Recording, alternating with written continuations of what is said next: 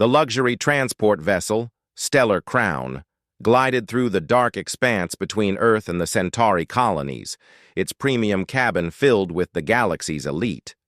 Captain Sarah Chen had worked her way up from economy-class service on mining barges to become head flight attendant on one of humanity's most prestigious interstellar cruise ships. At 32, she commanded respect from both her crew and the demanding passengers who could afford the astronomical fares.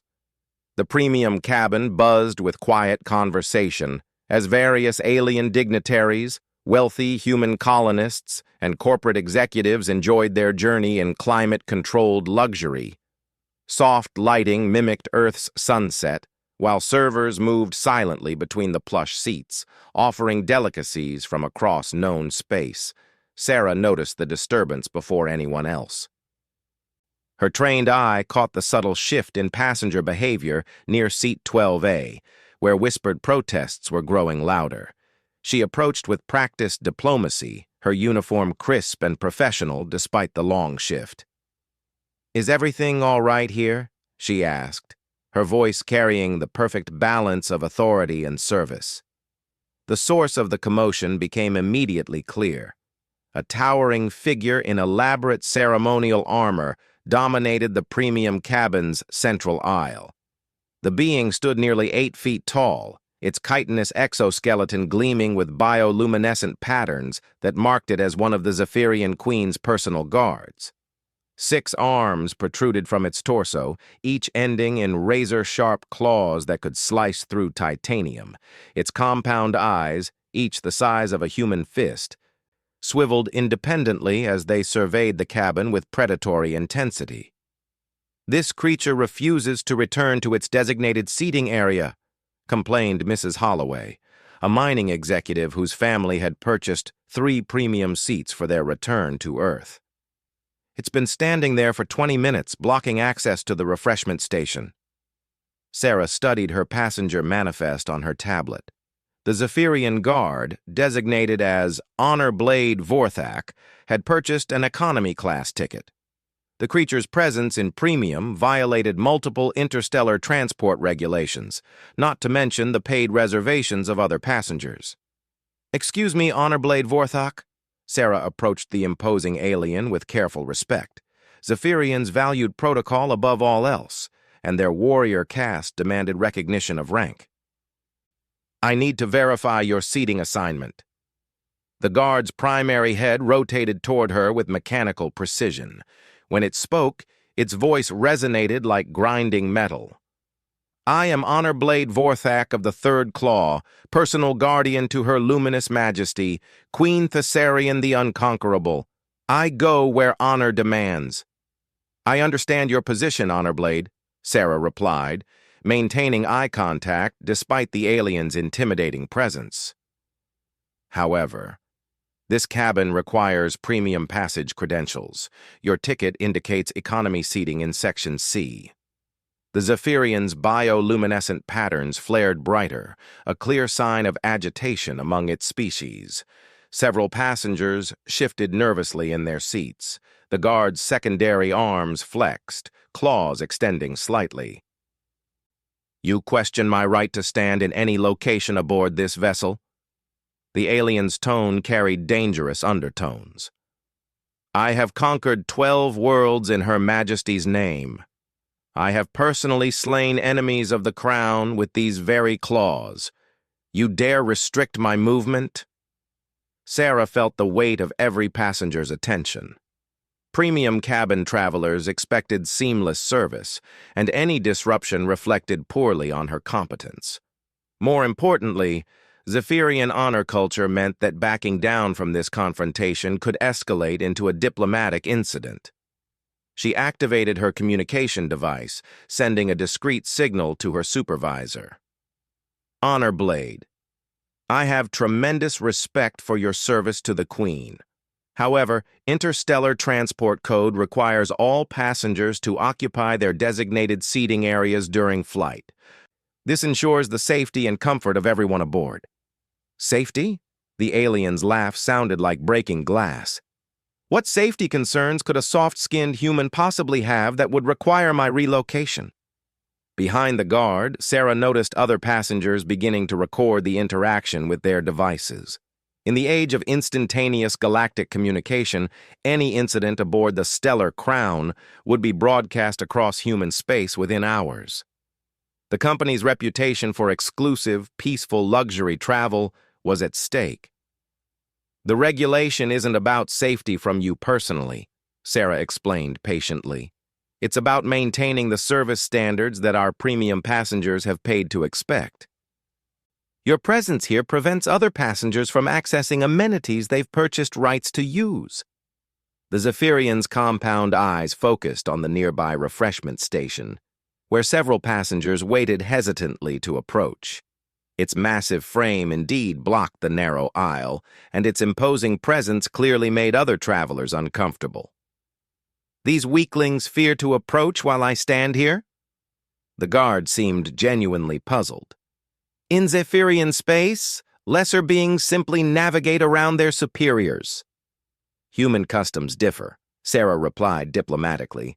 "We've designed this cabin for specific passenger flow patterns. Your economy ticket includes access to refreshment stations in Section C, which offer the same quality beverages and snacks."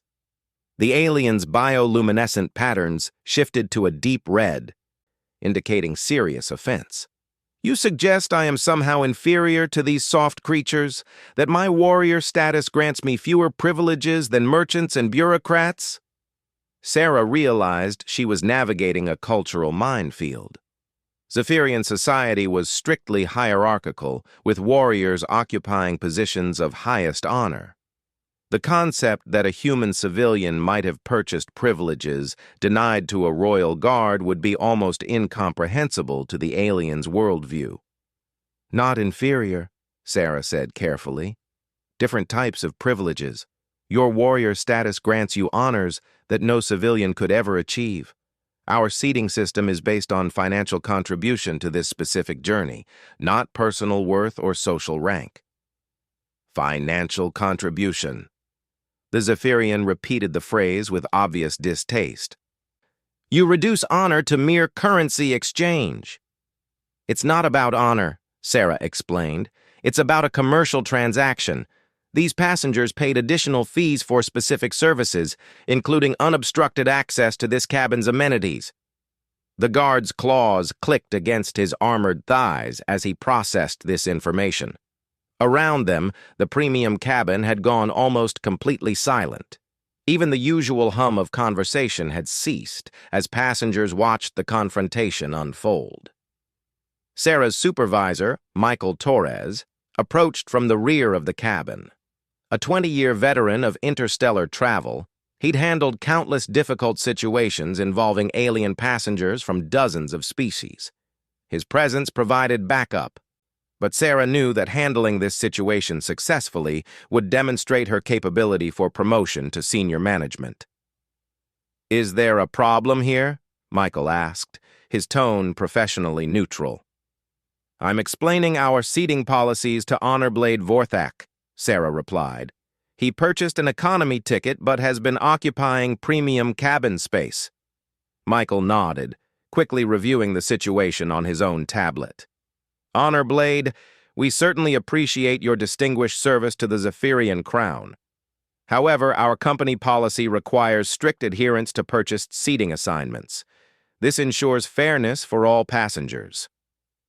The alien's attention shifted to Michael, apparently hoping for different treatment from a male authority figure. "You also insist I retreat to lesser accommodations while inferior beings enjoy privileges denied to warriors?"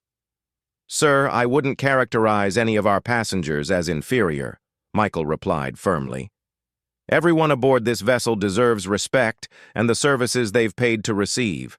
We're happy to upgrade your ticket to premium status for an additional fee, which would resolve this situation immediately." The Zephyrian's patterns flared even brighter. "You demand payment for respect? For recognition of my status as defender of the crown?" Sarah recognized the escalating cultural misunderstanding. The guard interpreted their insistence on paid upgrades as a deliberate insult to his rank and honor. In Zephyrian culture, warriors were accorded automatic deference regardless of economic circumstances. "Honor blade," she interjected. "Perhaps we could arrange a compromise. I could escort you to our premium economy section, which offers enhanced comfort while maintaining your original ticket validity." "I do not require enhanced comfort," the alien snapped. "I require the respect due to one who has bled for the crown across a dozen star systems." Mrs. Holloway chose that moment to stand up, her patience clearly exhausted. "This is ridiculous. We paid good money for a peaceful journey, not to be intimidated by some alien warrior throwing a tantrum." The Zephyrian's head snapped toward her with predatory focus. "Tantrum? You dare characterize my legitimate concerns as childish behavior?" Sarah quickly stepped between them. "Mrs. Holloway, please return to your seat. Honorblade, I understand your frustration, but threatening gestures toward other passengers violate interstellar law." "I have made no threats," the guard replied, though his claws remained extended. "I merely respond to insults with appropriate attention." The situation was spiraling beyond a simple seating dispute into a potential diplomatic incident. Sarah realized that rigid enforcement of regulations might satisfy her passengers, but could create problems far beyond a single flight. The Zephyrian Empire maintained significant trade relationships with human colonies, and any perceived mistreatment of royal guards could impact those crucial agreements. However, allowing the alien to intimidate paying passengers would establish a dangerous precedent. Future flights might see similar disruptions as various species tested human resolve regarding purchased privileges versus claimed status. Sarah made her decision. "Honorblade Vorthak, I'm going to ask you one final time to return to your assigned seating in economy class. If you refuse, I'll be forced to contact station security and have you removed from this vessel at our next stop." The alien's compound eyes fixed on her with laser intensity. The premium cabin fell completely silent, every passenger holding their breath as they waited for the warrior's response. "You threaten me with arrest?" The guard's voice dropped to a dangerous whisper.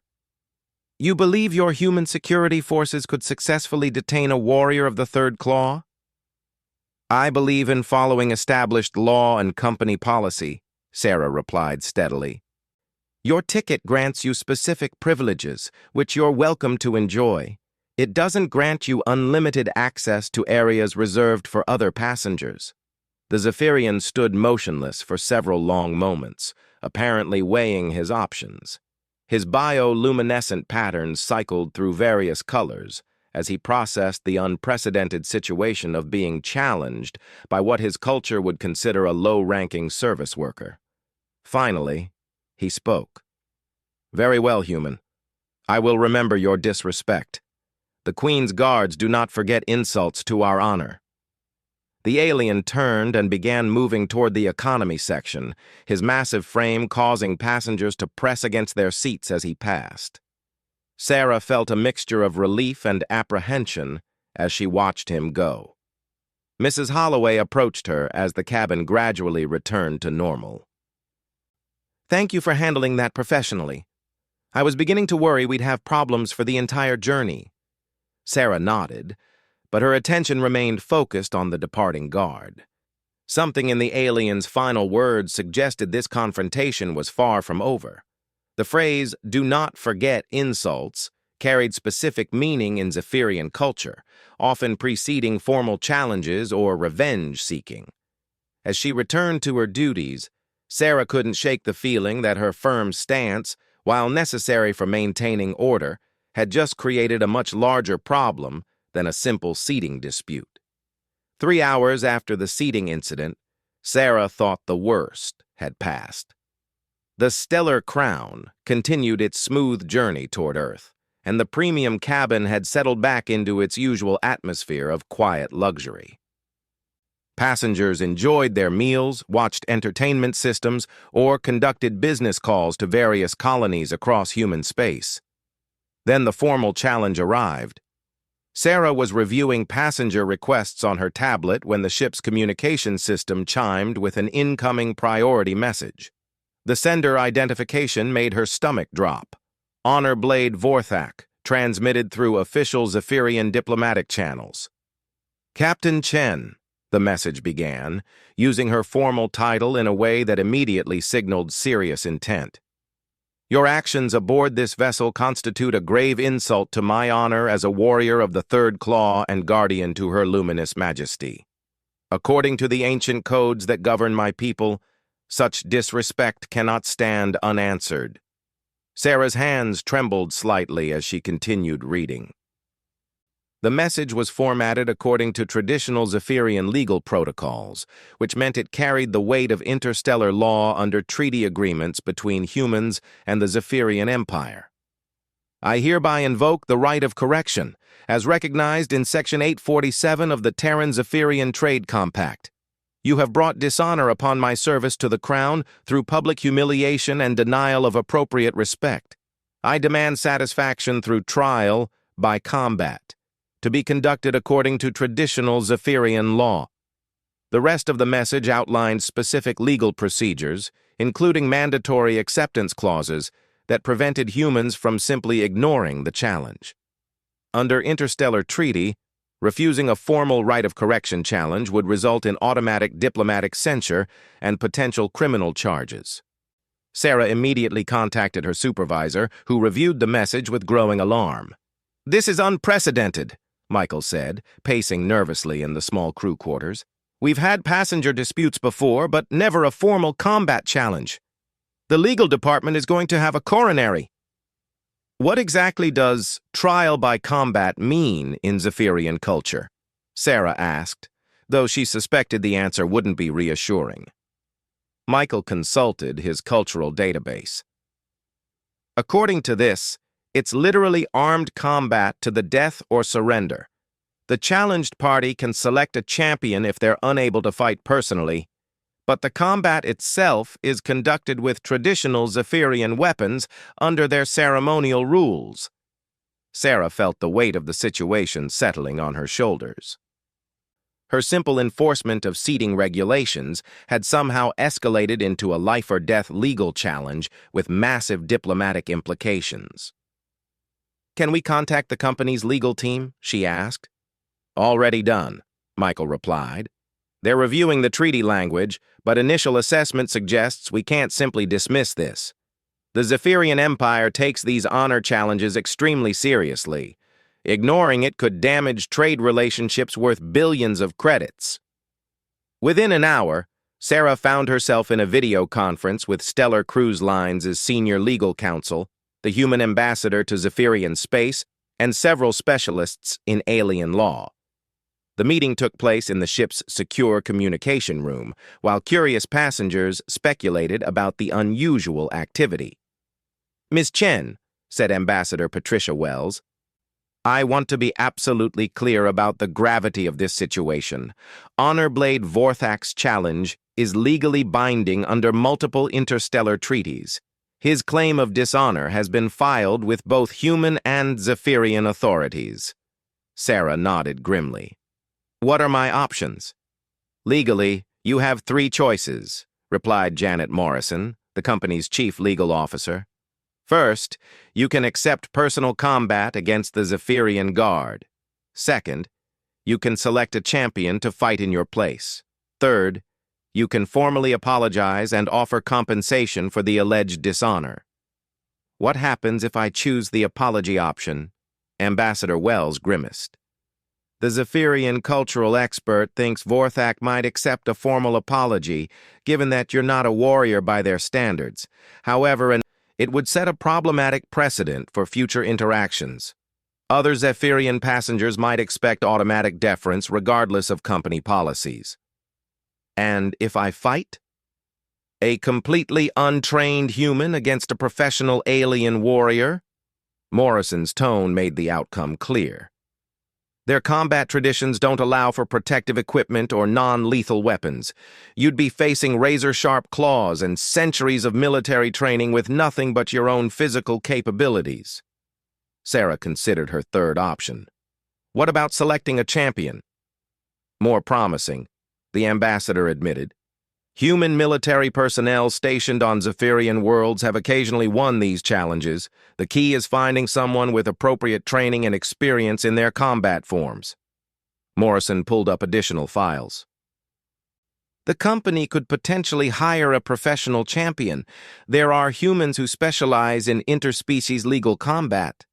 However, the cost would be enormous, and there's no guarantee of victory. Sarah felt trapped between impossible choices. Apologizing would undermine human authority and create precedent for future disruptions. Personal combat meant almost certain death. Hiring a champion would cost the company millions and still risked failure. "Is there a fourth option?" she asked. "Something in the legal language that might provide an alternative solution?" The specialists exchanged glances. Ambassador Wells spoke carefully. "There might be. Zephyrian law includes provisions for demonstration of superior worth in cases where the challenged party can prove their value through non-combat means. It's rarely used, but technically available." "What would that involve?" "You'd need to demonstrate skills or knowledge that the Zephyrian culture considers valuable enough to offset the original insult. Think of it as proving you deserve respect through accomplishment rather than victory in battle." Sarah's mind raced through possibilities. What could a human flight attendant possibly demonstrate that would impress a warrior alien from a technologically advanced empire? "How much time do I have to decide?" "The challenge must be answered within 24 standard hours," Morrison replied. "After that, automatic dishonor is assumed, which carries its own set of legal consequences." As the conference ended, Sarah returned to her duties with a heavy heart. The premium cabin passengers had noticed her obvious stress and began asking questions about the unusual crew activity. She maintained professional composure while privately wrestling with the most important decision of her life. During her break, Sarah researched everything available about Zephyrian culture, hoping to find some overlooked angle that might provide salvation. Their society valued martial prowess above all else, but she discovered references to deep respect for strategic thinking, technological innovation, and what they termed survival wisdom. An idea began forming in her mind. As a senior flight attendant on interstellar luxury vessels, Sarah had developed extensive knowledge of emergency procedures, crisis management, and passenger safety protocols. More importantly, she'd handled countless diplomatic situations involving dozens of alien species during her career. The more she thought about it, the more she realized her profession required exactly the kind of strategic thinking and problem-solving skills that Zephyrian culture respected. Flight attendants weren't just service workers. They were crisis managers, diplomats, and safety experts rolled into one. But would that be enough to satisfy an honor-bound alien warrior seeking revenge for public humiliation? Sarah spent the next several hours developing her strategy. She researched specific Zephyrian military disasters where poor planning or inadequate leadership had resulted in catastrophic losses. She reviewed famous battles where strategic thinking had triumphed over raw martial prowess. Most importantly, she prepared detailed documentation of her own crisis management experience. Her plan was risky and unconventional, but it represented the only alternative to either humiliating apology or probable death in combat. She would challenge the fundamental Zephyrian assumption that physical combat was the only valid measure of worth. As the 24-hour deadline approached, Sarah submitted her formal response to Honor Blade Vorthak's challenge. Instead of accepting combat, apologizing, or naming a champion, she invoked the rarely used demonstration of superior worth provision. "I acknowledge your challenge and the honor it represents," her response began. "However, I believe the original incident arose from cultural misunderstanding rather than deliberate insult.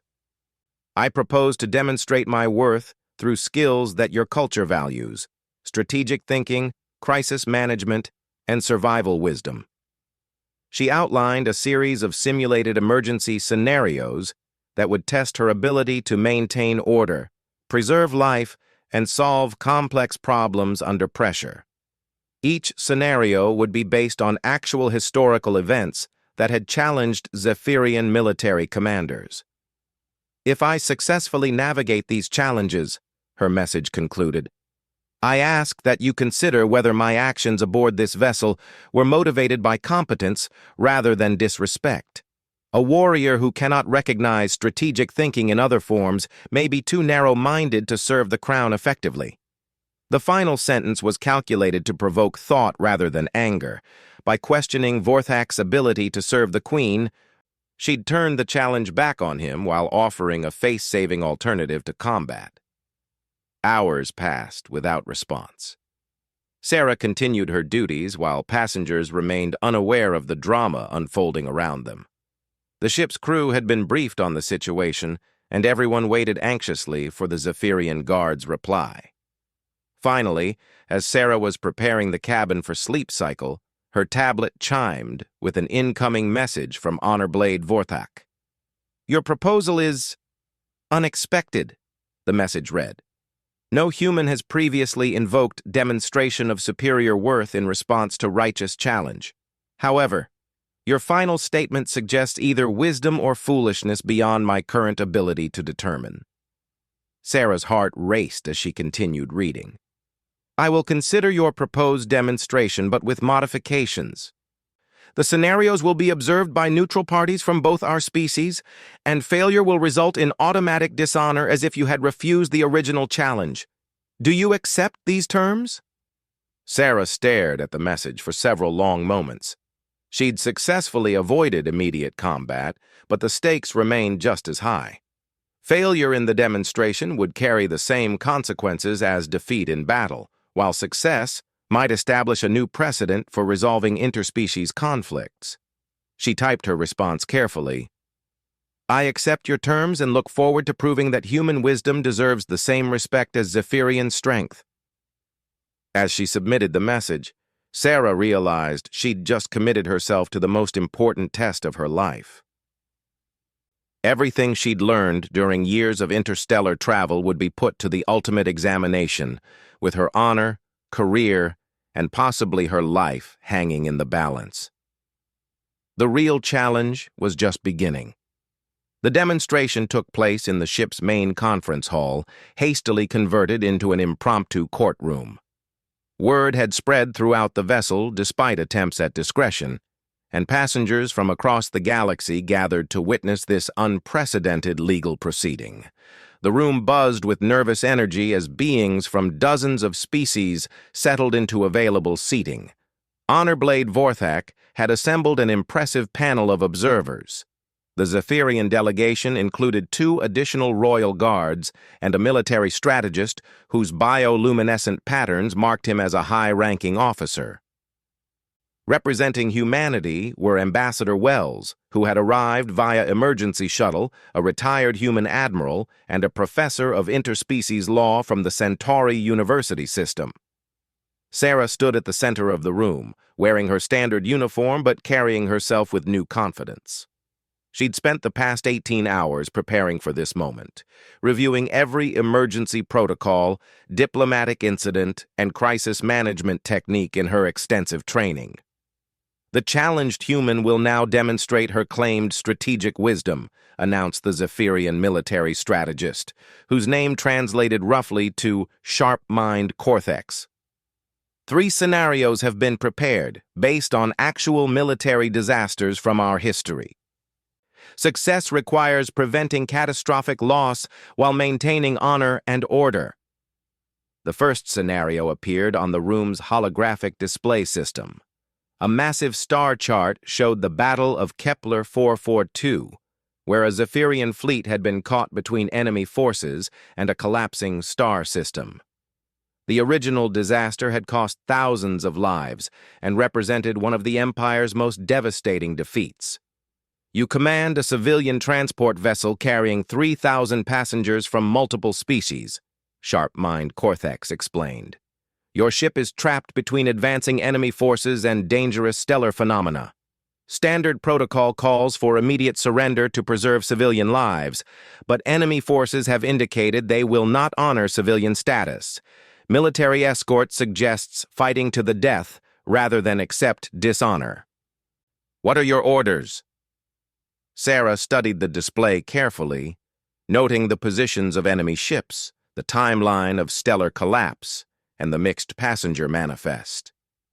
The original Zephyrian commanders had chosen to fight and died heroically while accomplishing nothing. A human approach would require different priorities. First action, broadcast surrender on all frequencies while simultaneously preparing for emergency evacuation, she began. The surrender buys time and creates legal documentation of our civilian status for later war crimes prosecution. Honorblade Vorthak's compound eyes focused intently on her reasoning. You would choose dishonor over glorious death? I would choose completed mission over symbolic gesture, Sarah replied firmly. Second action, while broadcasting surrender, I launch all escape pods toward the star system's edge. Pods are too small for enemy targeting and can reach safety before stellar collapse. She highlighted her proposed routes on the display. Third action, ship's crew uses surrender negotiations to delay enemy boarding while passengers evacuate. Once pods are safely away, we detonate the ship's reactor core to deny the enemy any intelligence value.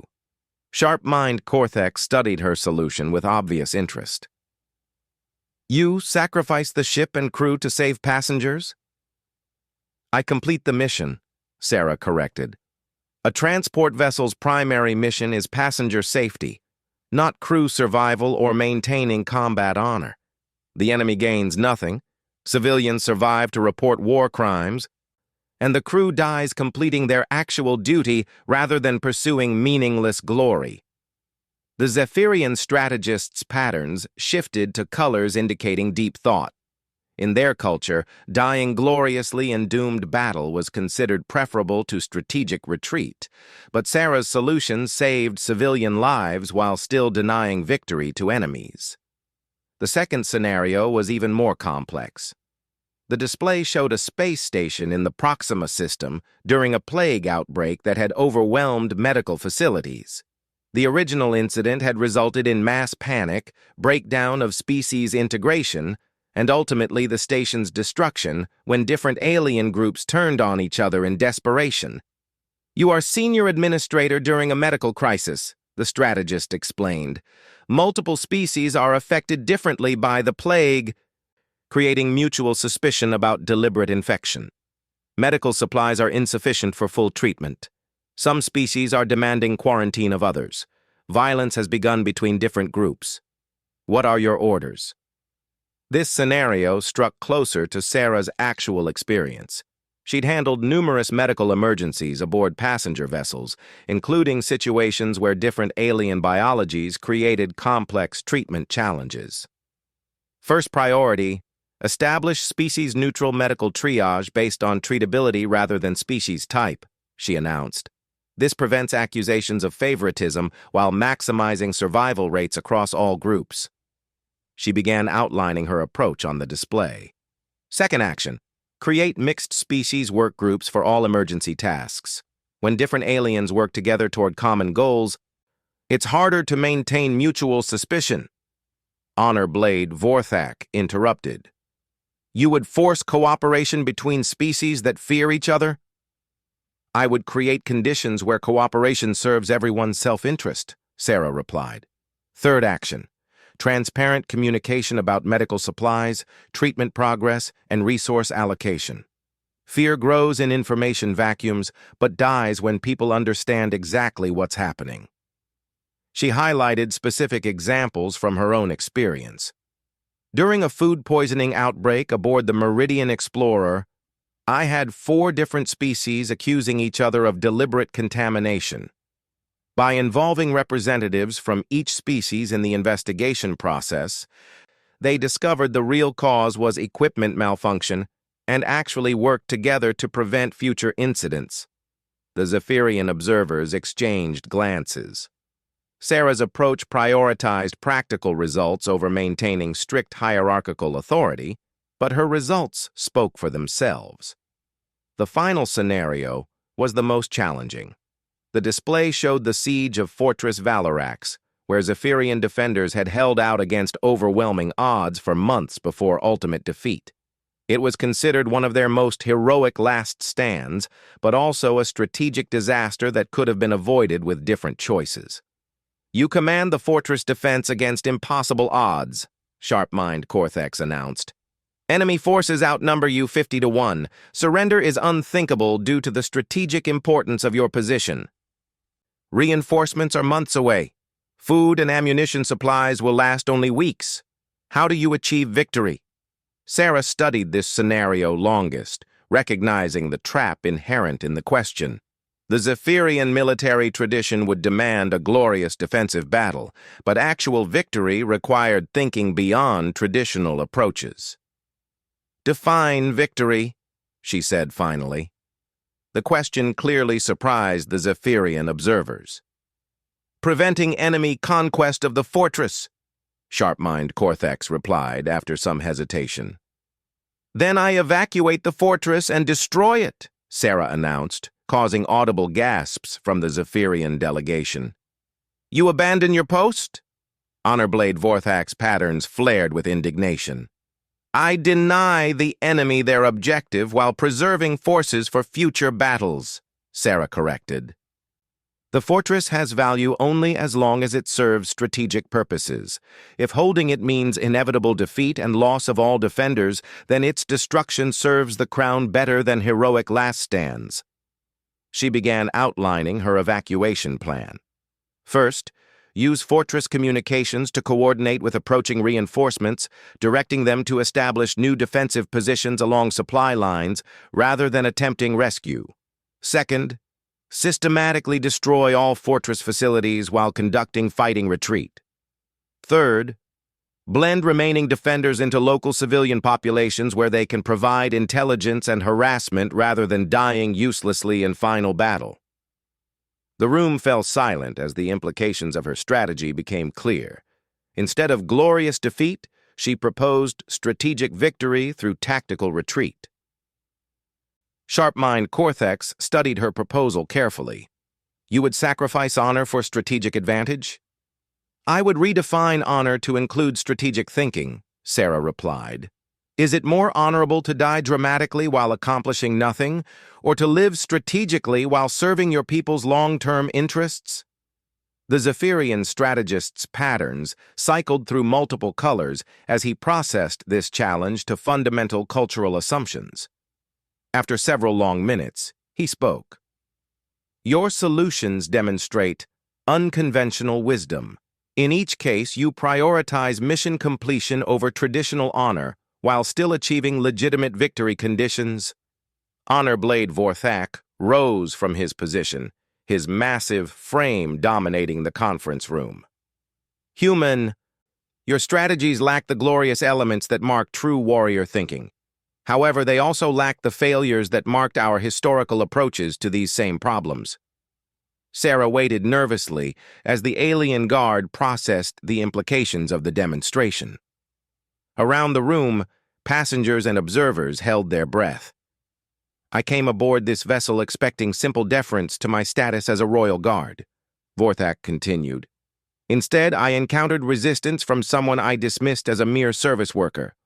Your demonstration proves that wisdom takes forms my warrior training did not prepare me to recognize." The guard's bioluminescent patterns shifted to colors Sarah's research indicated meant formal respect. "I withdraw my challenge and acknowledge that your actions were motivated by competence rather than disrespect. Moreover, I formally recommend to Her Luminous Majesty that humans like yourself be granted status equivalent to strategic advisors in future diplomatic interactions." The room erupted in applause from the mixed species audience. Sarah felt a mixture of relief and pride as she realized she'd not only survived the challenge, but established new precedent for human-Zephyrian relations. Ambassador Wells approached her afterward with obvious admiration. "Miss Chen, What you accomplished here extends far beyond resolving a passenger complaint. You've demonstrated that human strategic thinking deserves respect across interspecies boundaries. Honorblade Vorthak approached as well, his intimidating presence now carrying different meaning. Human Sarah Chen. I request permission to include recordings of your demonstration in Zephyrian Military Academy training. Our warriors would benefit from understanding how other species approach strategic problems. Sarah nodded graciously. I would be honored to contribute to cross-cultural military education. Honorblade Vorthak. As the conference room emptied, Sarah returned to her duties with new understanding of her profession's broader significance. Flight attendants weren't just service workers, they were diplomats, crisis managers, and cultural ambassadors who helped maintain peace across the galaxy's diverse species. The remainder of the journey to Earth passed smoothly, with Honorblade Vorthak actually assisting other passengers and sharing stories of famous battles with interested travelers. The premium cabin maintained its atmosphere of luxury, but now with added respect for the human crew's professional capabilities. Upon arrival at Earth, Sarah was greeted by Stellar Cruise Line's executives who had followed the incident through official reports. Instead of disciplinary action for creating a diplomatic incident, she received promotion to senior diplomatic liaison with responsibility for developing new protocols for interspecies passenger relations. The Zephyrian Empire formally recognized her demonstration as setting precedent for non-combat resolution of honor challenges, opening new possibilities for peaceful conflict resolution between species. Her approach was studied throughout human space as an example of how cultural understanding and strategic thinking could overcome seemingly impossible diplomatic challenges. Most importantly, Sarah had proven that humanity's greatest strength wasn't superior technology or martial prowess, but the ability to find creative solutions to complex problems while respecting other cultures' values and traditions. Her victory represented everything that made humans valuable partners in the galaxy's diverse community of species. The incident that began with a simple seating dispute had evolved into a demonstration of human adaptability, wisdom, and diplomatic skill that would influence interspecies relations for generations to come.